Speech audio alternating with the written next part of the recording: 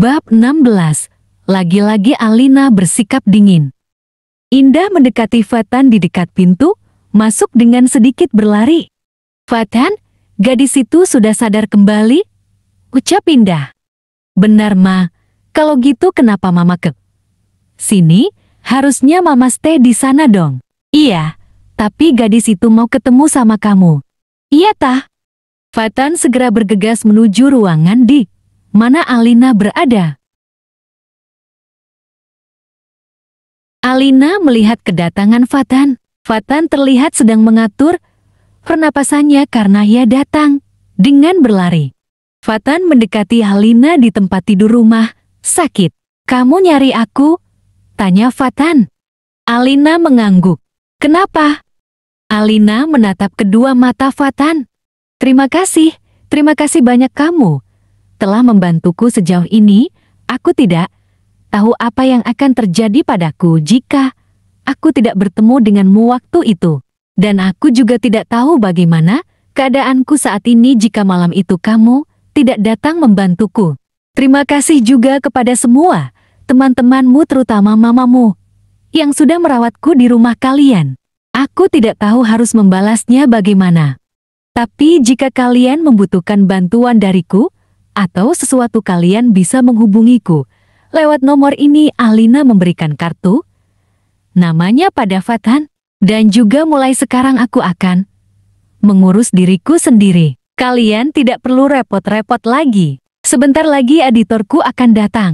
Indah, Harun terutama Fatan terdiam dengan apa yang dikatakan oleh Alina.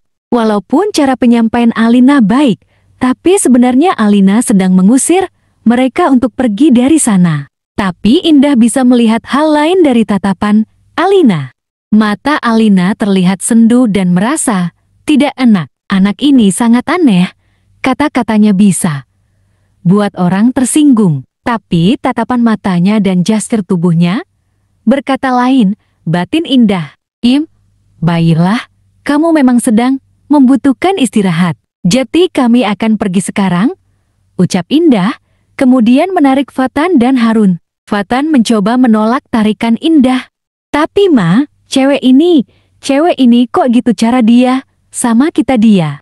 Udah, ayo pulang, jangan ganggu dia." "Ma." Fatan gak terima. "Hei kamu, awas kamu." Indah menarik paksa Fatan keluar. "Ma, kenapa Mama paksa aku keluar?" "Kamu ini ya." Gadis itu mungkin syok karena kelakuan geng motor kalian, jadi dia pasti nggak mau lihat kamu ataupun Harun, dan Mama juga jadi ikut-ikutan nggak dia sukai. Jadinya, "Loh, kok Mama jadi ngambek?" "Ngambek lah, Mama pikir bakal dapet calon mantu." "Ya elah Mama, mantu-mantu terus." Entahlah, Fatan nggak tahu lagi sama Mama. "Ayo Harun." Fatan memberikan ongkos taksi untuk Indah sebelum ia dan Harun pergi. Dia pikir aku nggak ada duit?" Indah melihat sekilas ke arah ruangan Alina sebelum ia akhirnya pergi juga dari rumah sakit. Beberapa saat kemudian Liz datang ke rumah sakit dan menemui Alina. "Alin, ya ampun, kenapa kamu bisa ada di sini sih? Kamu kemarin chat aku lagi kerja." "Maaf Lise, ini semua di luar dari apa yang aku perkirakan. Aku lupa bahwa kelakuan manusia itu banyak yang di luar nalar, sering tidak masuk akal. Pasti ini gara-gara geng motor itu kan?" "Loh, kok kamu tahu?" "Iya, aku tahulah. Kan malam itu aku juga cepet-cepet pulang, khawatir kamu yang pulang lewat gang itu. Aku malah ketemu sama geng motor yang lagi tawuran di gang itu. Kamu terluka?" Liz menggeleng. "Tidak, kamu tenang saja. Aku tidak apa-apa. Aku langsung bersembunyi begitu aku melihat keributan itu dan menghubungi polisi." "Syukurlah, Alina, sebaiknya kamu jangan lagi lewat di sana." "Iya." "Fatan, kamu mau kemana woi?" "Kik." Harun melihat Fatan menaiki motornya. "Aku mau menemui Johnson dan meminta keterangan yang jelas darinya." "Ya udah, kalau gitu aku ikut juga." "Jangan, Sendirian kamu? Dia udah cepetan keburu pecundang itu. Sembunyi nanti. Fatan dan Harun segera bergegas menuju markas geng motor Janesen. Indah keluar dengan 2 gelas minuman dingin di tangannya dan melihat Fatan dan Harun pergi menjauh. Dasar anak nakal. Sial, kenapa mereka, para polisi itu, harus datang? Kesal Janesen? Mungkin ada yang mengadukan kita? Jawab anak buahnya. Siapa yang mau mengadukan kita di sini? Lagi pula rencana kita mau nyulik cewek itu kan dadakan? Iya ya. Tepat setelah anak buah Janesen mengatakan iya, pintu masuk base camp itu didobrak paksa oleh Fatan. Janesen dan yang lainnya yang ada di sana terkejut dan menoleh. Janesen melihat Fatan dan Harun masuk dengan emosi marah di wajah mereka.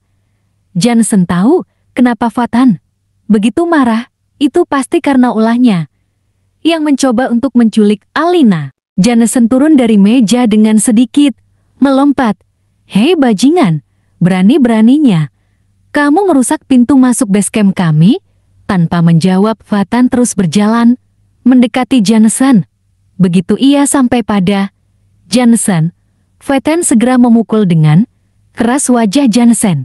Hei, sorak kompak dari anak buah. Janesen hendak membalas. Janesen memberikan isyarat agar mereka diam. Janesen memegang wajahnya yang terkena pukulan itu. Kamu mau apa sih Fatan? Datang-dateng, malah main pukul aja. Hah, mau apa? Mau apa kata kamu? Dasar bajingan, keparat kamu Janesen.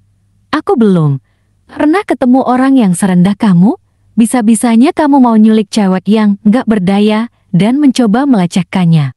Janesen menunjukkan wajah sombong, kemudian kembali membalas pukulan Fatan. Fatan marah dan menatap tajam ke arah Janesen. Janesen perlahan berjalan menjauh dari Fatan dengan santai.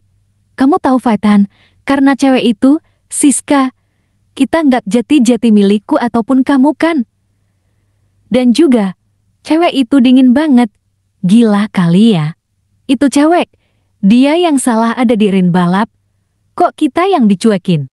Tapi bukan berarti kamu bisa ngelakuin itu, pengecut, keletuk Fatan. Tentu saja aku bisa, karena aku Janesen. Bukan Fatan, jawab Janesen dengan cepat. Fatan penuh dengan amarah dan berjalan cepat menuju Janesen. Ia segera melayangkan tinjunya pada Janesen dan tanpa henti memukulnya, lalu terjadi perkelahian kedua antara Fatan dan Janesen di sana. Anak buah Janesen ingin membantu, tapi dihalangi oleh Harun. Tidak, biarkan mereka berduel, kita lihat siapa yang lebih kuat, ucapnya. Anak buah Janesen pun diam dan merasa tertantang. Mereka mendukung Janesen dengan terus bersorak untuknya, sedangkan Harun dengan santainya menikmati duel itu karena Harun sangat percaya dengan Fatan. Fatan terus memberi pukulan pada Janesen tanpa ampun. Janesen lebih sering menahan serangan brutal Fatan daripada menyerang dan Janesen yang tidak bisa mengimbangi serangan Fatan sering terkena pukulan. Wajah Janesen kini sudah sangat babak belur dan berdarah. Tenaganya mulai habis dan ia juga merasa pusing. Fatan tidak membiarkan Janesen beristirahat atau memberi kesempatan Janesen untuk menyerangnya. Fatan melihat musuhnya itu yang hampir pingsan dan memberikan pukulan terakhir pada perutnya dengan keras. Janesen terdorong jauh terjatuh, kemudian tersungkur. Janesen hampir kehabisan napas kemudian pingsan. Fatan berjongkok dan menarik rambut Janesen. Sekali lagi kamu mendekati dan mencoba mencelakainya, aku pastikan kamu tidak akan bisa melihat lagi, ancam Fatan. Kemudian Fatan dan Harun keluar dari sana dan pergi meninggalkan Janesen yang terluka parah itu. Bersambung.